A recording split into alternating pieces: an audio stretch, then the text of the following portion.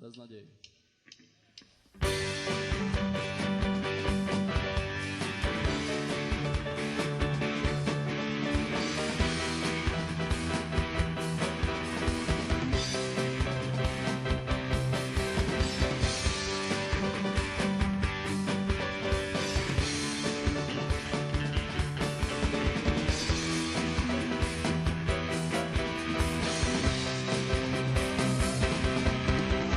V jeho modrých očích byla vidět beznaděj a marně čekal na to, že mu lidi poraděj.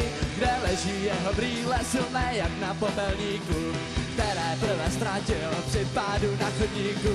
A lidi ale lhostejně procházejí kolem něj a tím se na ně taky nehorázně proviněj, protože ten pán bez brýlí vůbec nevidí a všem lidem kolem něj jen tiše závidí.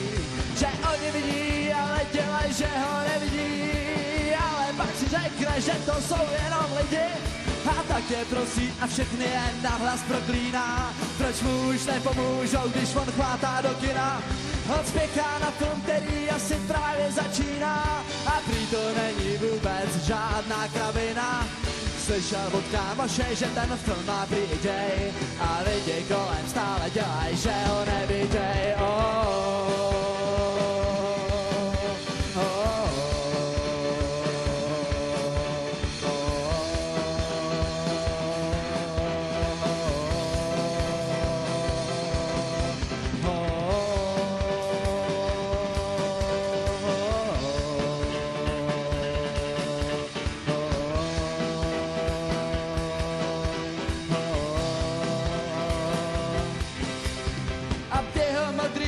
Byla vidět beznaděj a stále čekal, že mu lidi brýle nasaděj.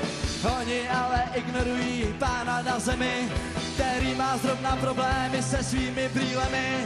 A náhle kolem kráčí starší paní oholy, zasměje se a to už pánovi nervy povolí.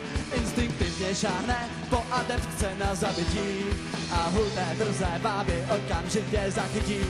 Tak ženská bez rovnováhy se během krátké chvíle kácí na zem a rozmačká nenalezené brýle.